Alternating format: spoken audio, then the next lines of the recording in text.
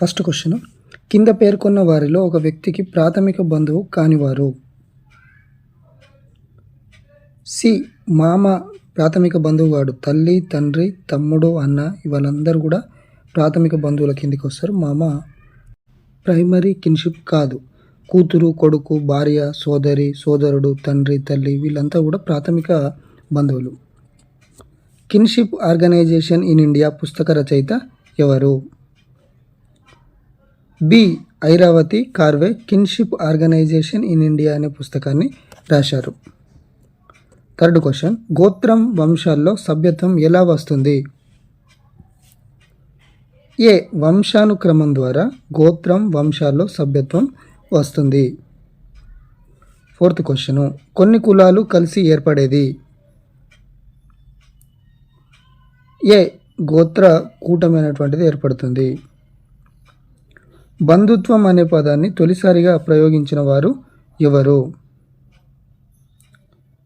ఏ, sir Henry Maine తొలిసారిగా 1861న అతను రాసినటువంటి అన్సియంట్ లా అనే గ్రంథంలో బంధుత్వం అనే పదాన్ని యూజ్ చేయడం జరిగింది. 1861లో సర్ హెన్రీ మెయిన్.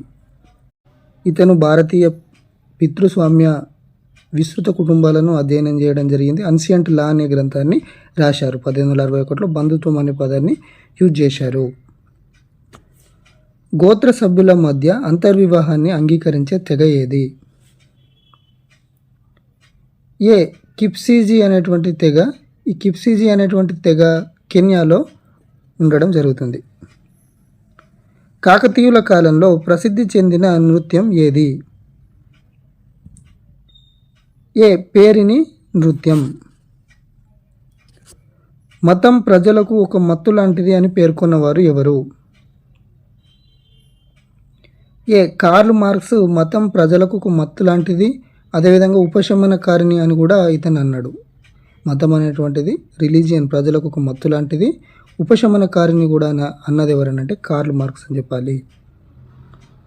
హిందూ మతం ప్రకారం కింది వాటిలో పురుషార్థాలు ఏవి? డి, పైవన్నీ కూడా అవుతాయి. ధర్మం, అర్థం, కామం, మోక్షం ఇవన్నీ కూడా హిందూ మతం ప్రకారం పురుషార్థాలు. హిందూ మతం ప్రకారం 4 దశల ద్వారా ప్రయాణించి మోక్షం సాధించాలి. ఈ 4 దశల సరైన క్రమం ఏది? ఏ, 1, 2, 3, 4లో ఉన్నటువంటి బ్రహ్మచర్యాశ్రమము, ఆ తర్వాత గృహస్థాశ్రమము, ఆ తర్వాత వానప్రస్థాశ్రమము, ఆ తర్వాత సన్యాస ఆశ్రమము. ఇవన్నీ కూడా 4 వరుసగా ఉన్నటువంటి మోక్ష సాధనకు మార్గాలు హిందూ మతం ప్రకారం.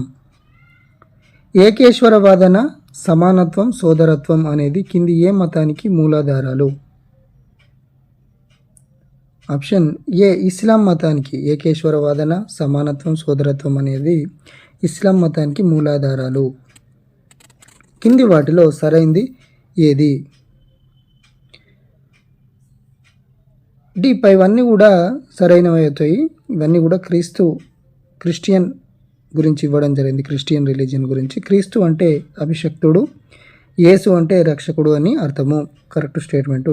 క్రైస్తవ మత పవిత్ర గ్రంథం బైబిల్. 10 ధర్మ సూత్రాలు అనే భావన క్రైస్తవ మతానికి చెందింది. పైవన్నీ కూడా కరెక్ట్ ఆన్సర్ అవుతుంది. Option D. కింది వాటిలో సరైంది ఏది? 13th question. స్టేట్మెంట్ ఏ, సిక్కు అనేది శిష్య అనే పదం నుంచి ఆవిర్భవించింది. కరెక్ట్ స్టేట్మెంట్ అవుతుంది. సిక్కు మత స్థాపకుడు గురునానకు. సిక్కుల పవిత్ర గ్రంథం ఆది గ్రంథ్ శ్రీ గురు గ్రంథ్ సాహిబ్ అని కూడా అంటాము. సో సిక్కు మతానికి సంబంధించి ఆప్షన్ డి అనేటువంటిది కరెక్ట్ ఆన్సర్ అవుతుంది. పార్షీలు భారతదేశానికి ఏ ప్రాంతం నుంచి వచ్చారు? ఏ, పర్షియా లేదా ఇరాన్. ఓకేనా, పారసీకులు అని అంటాము. నేటి ఇరాన్ నుంచి పార్షీలు భారతదేశానికి రావడం జరిగింది. కింది వాటిలో సరైంది ఏది? స్టేట్మెంట్ ఏ, అష్టాంగ మార్గం బౌద్ధ మతానికి సంబంధించింది. కరెక్ట్ అవుతుంది. బౌద్ధ మత పవిత్ర గ్రంథం త్రిపీఠకాలు. కరెక్ట్ అవుతుంది. హీనయానం, మహాయానం, వజ్రయానం అనేవి బౌద్ధ మత శాఖలు. సో 15th క్వశ్చన్కి సంబంధించి ఆప్షన్ డి అనేటువంటిది కరెక్ట్ ఆన్సర్ అవుతుంది. అష్టాంగ మార్గాలంటే సరైన దృష్టి, సరైన ఆలోచన, సరైన వాక్కు, సరైన క్రియ, సరైన జీవనము, సరైన శ్రమ, సరైన మనోనిశ్చయము, చివరికి 8వది సరైన ధ్యానం. ఇవన్నీ కూడా మనకు అష్టాంగ మార్గాలు బుద్ధుడు బోధించినవి.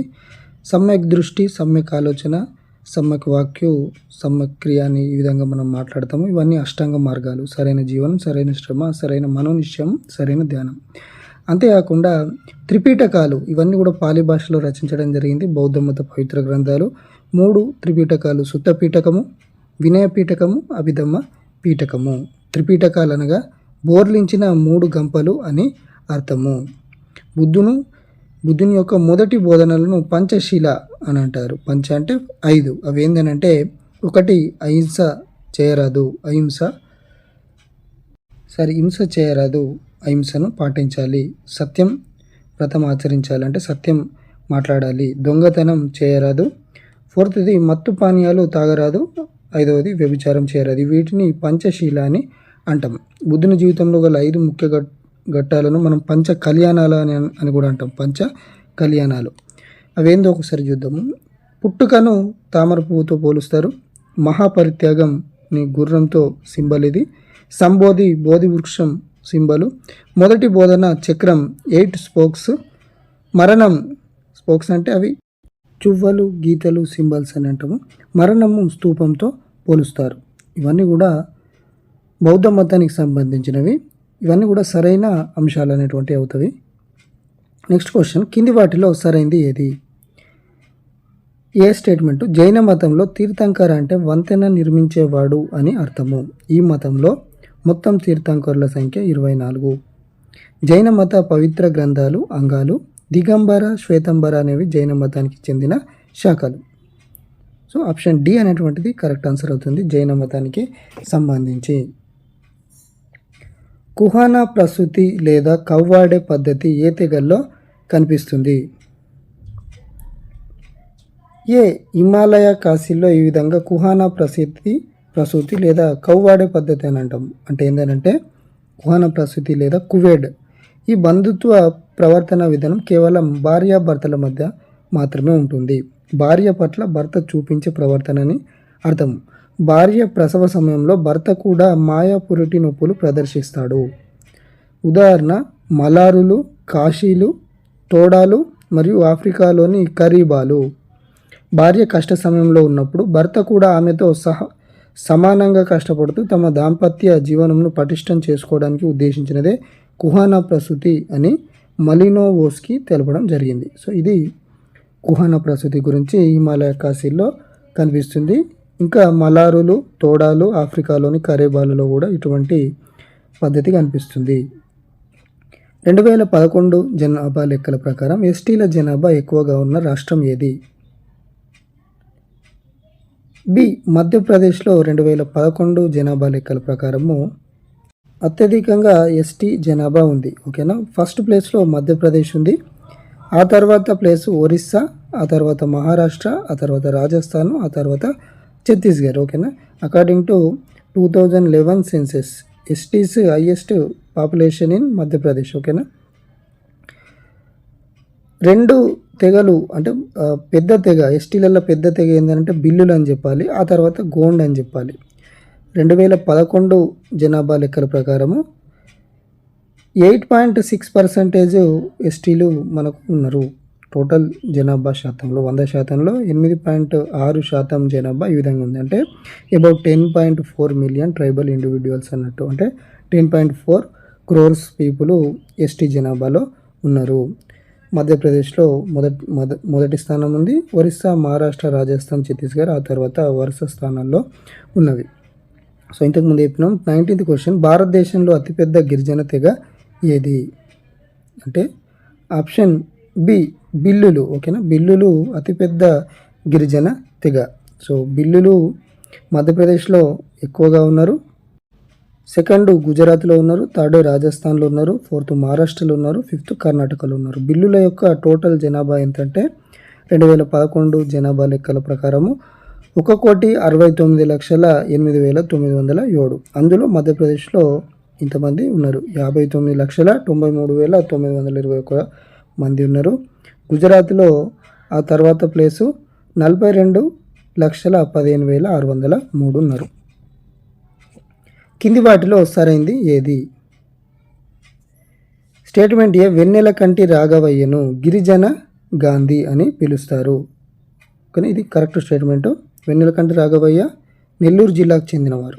2011 జనాభా లెక్కల ప్రకారం మిజోరంలో ఎస్టీ జనాభా 94.5%. ఇది కూడా కరెక్టే. 338A అధికరణను 2003లో 89వ రాజ్యాంగ సవరణ ద్వారా చేర్చారు. ఇవన్నీ కూడా కరెక్ట్ స్టేట్మెంట్ అవుతుంది. ఆప్షన్ డి అనేటువంటిది కరెక్ట్ స్టేట్మెంట్ అవుతుంది. 338A దేని గురించి తెలుపుతుందంటే national commission for scheduled tribe. దీనిని 338 క్లాస్ ఏ అధికరణ ద్వారా 2003లో 89వ రాజ్యాంగ సవరణ ద్వారా చేర్చడం జరిగింది. వెన్నెలకంటి రాఘవయ్య ఎక్కడ జన్మించిండనంటే సింగంపేట విలేజ్ నియర్ కోవూరు, నెల్లూరు డిస్టిక్లో జన్మించడం జరిగింది. ఆంధ్రప్రదేశ్. 1891లో జన్మించారు. 1981లో మరణించడం జరిగింది. ఇతన్ని ఏమంటారంటే గిరిజన గాంధీ అని అంటారు. గిరిజన గాంధీ ఎందుకోసం అంటారంటే ఇతను ఎంతో సేవ చేసిండు ఆదివాసీ సమాజానికి, ఆదివాసీ తెగకు ఎంతో సేవ చేయడం జరిగింది కాబట్టి ఇతన్ని ఏమంటారు? గిరిజన గాంధీ అని పిలుస్తారు.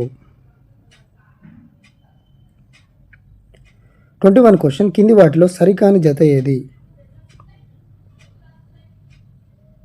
డి, చెంచులు జమ్మూ కాశ్మీర్కు చెందినవారు అనడం అనేటువంటిది తప్పు స్టేట్మెంట్ అవుతుంది. చెంచులు దక్షిణ భారతదేశంలో ఉన్నటువంటి ద్రవిడియన్ సంతతి తెగలు. వీళ్ళు ఎక్కడ ఉంటారు? ఎక్కువ ఆంధ్రప్రదేశ్లో ఉన్నారు. ఆ తర్వాత తెలంగాణ, కర్ణాటక రాష్ట్రాల్లో కూడా ఉన్నారు. ఆంధ్రప్రదేశ్లోని చెంచు తెగ ప్రాచీన సంచార తెగలలో ఒకటి. నల్లమల ప్రాంతంలోని కొండలు, గుట్టలే చెంచుల ప్రస్తుత నివాస స్థలము. ఆంధ్రప్రదేశ్తో పాటు తెలంగాణ, కర్ణాటకలో కూడా పెద్ద మొత్తంలో చెంచులు ఉన్నారు. ఇక మిగతా స్టేట్మెంట్లు కాశీ, గారో, జయంతియా తెగలు అనేటువంటి మేఘాలయ రాష్ట్రంలో ఉన్నారు. తోడాలు, బడగాలు, కోట తెగలు నీలగిరి తమిళనాడు ప్రాంతంలో నివసిస్తున్నారు. ఓంజీ, సెంటలినీస్ తెగలు అండమాన్ నికోబార్ దీవుల్లో ఉన్నవి. కాబట్టి చెంచులు అనేటువంటిది జమ్మూ కాశ్మీర్కు చెందినవారు అనేటువంటి తప్పు స్టేట్మెంట్ అవుతుంది. సరికాని జత. 2011 గణాంకాల ప్రకారం తెలంగాణలో షెడ్యూల్డ్ తెగల జనాభా శాతము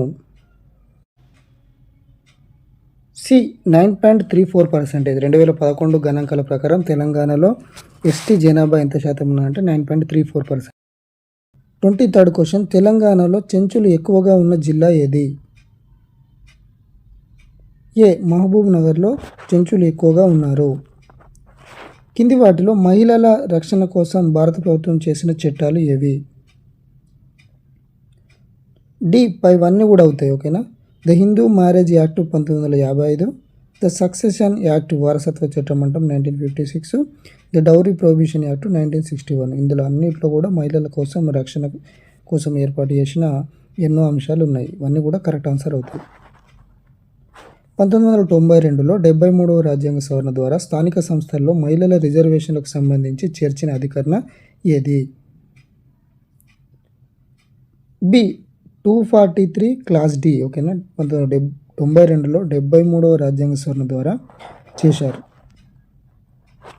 మహిళా సాధికారత కోసం తీసుకోవాల్సిన చర్యలు ఏవి? డి, పైవన్నీ కూడా అవుతాయి. మహిళల్లో అక్షరాస్యత పెంచడము, జీవన స్థితిగతులు మెరుగుపరచడము, ఉత్పత్తి కారకాలపై భాగస్వామ్యం కల్పించడము. 2011 జనాభా లెక్కల ప్రకారం భారతదేశంలో మహిళల జనాభా శాతం ఏ 48.46%. ప్రాథమిక విధుల్లో మహిళల గౌరవ మర్యాదలకు భంగం కలగకుండా చూడాలని పేర్కొన్న అధికరణ ఏది? ఏ 51A సబ్ క్లాస్ ఈ. ప్రాథమిక విధుల్లో మహిళల గౌరవ మర్యాదలకు భంగం కలగకుండా చూడాలని చెప్పేసి పేర్కొన్న అధికరణ ఇది 51A సబ్ క్లాస్ ఈ. సమాన పనికి సమాన వేతనం కల్పించాలని తెలిపే అధికరణ ఏది? సి 39 క్లాస్ డి అనేటువంటిది సమాన పనికి సమాన వేతనం కల్పించాలని చెప్పేసి తెలిపే అధికరణ.